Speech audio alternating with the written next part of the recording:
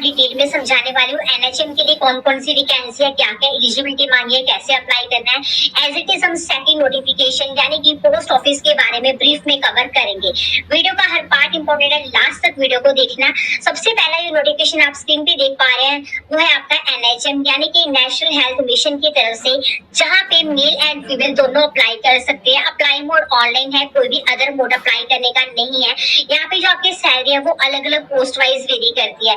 किसी पोस्ट के लिए आपकी 25,000, किसी पोस्ट के लिए 60,000 के अराउंड है, किसी पोस्ट के लिए 90,000 के अराउंड भी है आपकी सैलरी। वही वे पोस्ट वाइज आपका वेरी करता है, अलग अलग पोस्ट वाइज है, ठीक है। नेक्स्ट अगर बात करें, यहाँ पे अप्लाई ऑनलाइन करना है। जिस दिन से लिंक एक्टिवेशन से 30 डेज के अंदर आपको इसके लिए अप्लाई करना होगा। तो देखिए ये जो आपकी वैकेंसीज है ना, ये आपकी ना परमानेंटली गवर्नमेंट जॉब रहने वाली है एनएचएम की, ठीक है। तो आपको अप्लाई यहाँ पे जरूर करना है। अलग अलग टाइप की वैकेंसी है जो यहाँ पे रिलीज हुई है, तो यहाँ पे हर चीज को हम 1 बाय 1 यहाँ कवर करने वाले हैं। तो सबसे पहले यहाँ पे बात करेंगे, सबसे पहले यहाँ पे कौन सी पोस्ट है जो एनएचएम ने यहाँ पर रिलीज करी हुई है। तो सबसे पहली पोस्ट आप यहाँ पे स्क्रीन पे देख पा रहे हैं एमओ यानी कि मेडिकल ऑफिसर की वैकेंसी है जो यहाँ पे एनएचएम ने ऑफिशियली रिलीज करी है। NHM means national health mission, ठीक है। नेशनल हेल्थ मिशन ने वैकेंसी रिलीज करी है। नेक्स्ट जो पोस्ट है वो आपकी सर्जन की वैकेंसीज है जो इस बार रिलीज हुई है, ये भी आपकी एनएचएम ने ही रिलीज करी है यानी कि नेशनल हेल्थ मिशन ने। उसके बाद आपकी जो वैकेंसीज रिलीज हुई है वो है आपके स्टाफ नर्स की, जो कि आपके अंडर बीटीएससी डिपार्टमेंट ने रिलीज करी है। ये तीनों की जो तीनों वैकेंसीज है, ये तीनों के तीनों वैकेंसी के नोटिफिकेशन के जो पीडीएफ है अलग अलग है, मैं आपको आगे समझा दूंगी। तीनों का अप्लाई लिंक भी अलग अलग है, तीनों के नोटिफिकेशन लिंक भी अलग अलग है। तो तीनों नोटिफिकेशन के लिए आप एलिजिबिलिटी को फुलफिल करते हैं, आप डेफिनेटली एलिजिबल है, अप्लाई यहाँ कर सकते हैं क्योंकि यहाँ पे 100% एलिजिबल है कैंडिडेट, अप्लाई कर सकते हैं। हर चीज को 1 बाय 1 कवर करेंगे।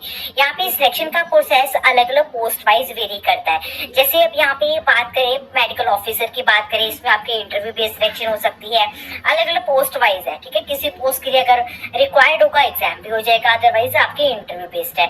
अब यहाँ पे एज लिमिट भी आपकी वेरी करती है अलग अलग पोस्ट वाइज। किसी पोस्ट के लिए आपके मिनिमम 18, मैक्सिमम 45, किसी पोस्ट के लिए आपके मैक्सिमम 48 है, अराउंड 50 प्लस रिलैक्सेशन आपको बहुत अच्छा यहाँ मिल रहा है। अगर हम यहाँ पे एज रिलैक्सेशन की बात करें, कितना एज रिलैक्सेशन आपको मिलेगा, तो यहाँ पे as per government of India norms अगर हम चले तो यहाँ पर ओबीसी को 3 साल, एससी या फिर एसटी कैंडिडेट की बात करें उनको 5 साल का, बाकी अदर कैटेगरी को यहाँ पे एज पर नॉर्म्स रिलैक्सेशन मिलेगा।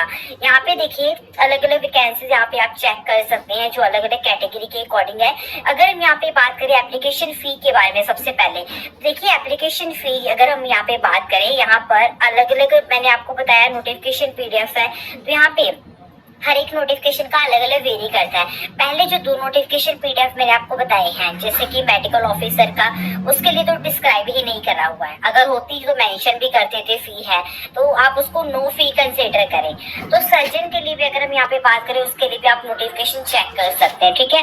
थर्ड वाले के लिए में भी आपके फी हो सकते हैं, वो आप नोटिफिकेशन में भी देख सकते करेंगे ना। ये लिंक बहुत ज्यादा इंपॉर्टेंट है, ये 5 लिंक जो है देखिए इसमें क्या है कि रेलवे की नई वैकेंसी आप चेक करके अप्लाई कर सकते हैं। आंगनवाड़ी की ये वाला लिंक तो बहुत ज्यादा इंपॉर्टेंट है, यहाँ पे आपकी लाइफ बदल सकती है। वर्क फ्रॉम होम जॉब जो आई हुई है अलग अलग डिपार्टमेंट की, 8th 10th 12th graduate others की, वो आप सिंगल क्लिक करके यहाँ डिपार्टमेंट वाइज चेक करके अप्लाई करें। एसएससी की नई वैकेंसी को चेक करके अप्लाई यहाँ कर सकते हैं। और पोस्ट ऑफिस की नेक्स्ट एनएचएम की यहाँ पे अगर एलिजिबिलिटी को डिस्कस करें, इसके लिए graduation, post graduation, diploma candidate apply कर सकते हैं। इधर आपको लास्ट में चले जाना है, इधर आपको लिंक मिलते हैं, देखिए नोटिफिकेशन पीडीएफ डाउनलोड का, शॉर्ट नोटिस डाउनलोड का, यहाँ पे अप्लाई ऑनलाइन का लिंक जब एक्टिवेट यहाँ हो जाएगा आप अप्लाई कर सकते हैं। ये पहला नोटिस है। अब सेकंड नोटिस के बारे में बात करें, ये आपका है पोस्ट ऑफिस यानी इंडिया पोस्ट ऑफिस का, ठीक है। Ministry of communication department of post की तरफ से अप्लाई मोड ऑनलाइन है, मेल फीमेल दोनों यहाँ एलिजिबल है, दोनों अप्लाई कर सकते हैं। एप्लीकेशन फी यहाँ पे डेफिनेटली एप्लीकेबल है क्योंकि जब भी वैकेंसीज आपको पता है पोस्ट ऑफिस की आते हैं, ये आपकी परमानेंटली गवर्नमेंट जॉब होती है, ठीक है। तो एप्लीकेशन की फी यहाँ पे हर कैटेगरी के लिए अलग अलग है। जैसे कि अगर हम यहाँ एससी, एसटी या फिर अदर रिजर्व कैटेगरी की बात करें, उनकी कोई फी यहाँ नहीं है। इसी के साथ साथ देखिए फीमेल कैंडिडेट, आप फीमेल कैंडिडेट हो, आप किसी भी कैटेगरी से हो, आप जनरल हो, ओबीसी, एससी, एसटी, किसी को किसी तरीके की कोई फी पे नहीं करनी होगी, बिल्कुल फ्री ऑफ कॉस्ट आपको अप्लाई यहाँ करना होगा। इसी के अपोजिट अगर हम यहाँ पे बात करें आपकी अनरिजर्व कैटेगरी जैसे कि जनरल, ओबीसी, ईडब्ल्यूएस के, ठीक है, इनकी 100 रुपये एप्लीकेशन फी है, वो भी आपको ऑनलाइन पे करनी, debit card, credit card, net banking से। लेकिन ये अनरिजर्व की मेल कैंडिडेट की है, यानी कि रिजर्व कैंडिडेट के लिए कोई फी नहीं है और फीमेल किसी भी कैटेगरी से उनकी कोई भी फी नहीं है। और अनरिजर्व की मेल कैंडिडेट की यहाँ फी है जो कि सिर्फ आपकी 100 रुपये यहाँ रखी गई है। ऑनलाइन प्रोसेस से अप्लाई का ऑनलाइन ही फी पे करना होगा। वैकेंसीज को डिस्कस करें यहाँ पे। सबसे पहले यहाँ जो पोस्ट आप देख पा रहे हैं एमटीएस यानी multitasking staff, postman, mail guard की है, ठीक है। इनकी ना आपकी जो सैलरी रहने वाली है लेवल 2 से लेवल 3 के अकॉर्डिंग आपकी यहाँ सैलरी रहने वाली है, ठीक है। एमटीएस के लिए लेवल 2, पोस्टमैन, मेल गार्ड के लिए लेवल 3 के अकॉर्डिंग आपकी सैलरी जो है वो रहने वाली है। अगर मैं आपको यहाँ ओवरऑल सैलरी बताऊँ लेवल 3 के अकॉर्डिंगली ही 21,700 से 69,100 सैलरी है आपकी।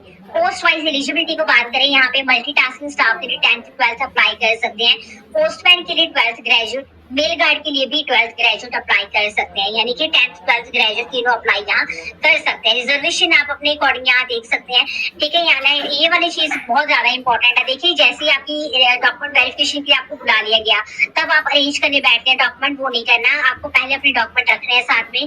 10th का सर्टिफिकेट आपको चाहिए ही चाहिए, चाहे आप किसी भी पोस्ट को अप्लाई करें, चाहे एमटीएस के लिए, चाहे पोस्टमैन या मेल गार्ड के लिए। As a date of birth proof भी आपको चाहिए होगा, आधार कार्ड। ये थर्ड वाला नहीं चाहिए, इग्नोर करना, बाय मिस्टेक लिखा हुआ है। कास्ट सर्टिफिकेट आपको चाहिए यहाँ पे अगर आप किसी अदर रिजर्व कैटेगरी से हैं, एससी, एसटी या कोई अदर पीडब्ल्यूडी कैटेगरी से, तब भी आपको अपना सर्टिफिकेट यहाँ पे चाहिए होगा, ठीक है। उसके बाद क्या करना है आपको, जो लास्ट में चले जाना है। आपने एज लिमिट यहाँ देख सकते हैं 28 से 37 प्लस रिलैक्सेशन आपको यहाँ पे मिल रहा है। रिलैक्सेशन अलग अलग कैटेगरी के अकॉर्डिंग आप देख सकते हैं, ठीक है, अपने अकॉर्डिंग। यहाँ पे अगर बात करें ओबीसी 3 साल, एसएसटी 5 साल, पीडब्ल्यूडी अनरिजर्व 10 साल, पीडब्ल्यूडी ओबीसी 13 साल, पीडब्ल्यूडी एससी एसटी 15 साल तक का रिलैक्सेशन। इधर आपको अप्लाई ऑनलाइन का प्रोसेस का वीडियो मिल जाती है, स्टेप बाय स्टेप आपको गाइड कर रखा है कैसे आपको यहाँ पे जो है अप्लाई करना है, वो आप यहाँ देख के इसके लिए जो है वो अप्लाई आप यहाँ पे कर सकते हैं। आई होप जो डिटेल्स मैंने आपको यहाँ बताई है आपको समझ में आ रही होगी। आप इसके लिए ऑनलाइन अप्लाई कर सकते हैं, मेल एंड फीमेल दोनों, ठीक है। यहाँ पे कुछ वैकेंसीज में आपकी डायरेक्ट सिलेक्शन है, कुछ वैकेंसीज में आपका एग्जाम है।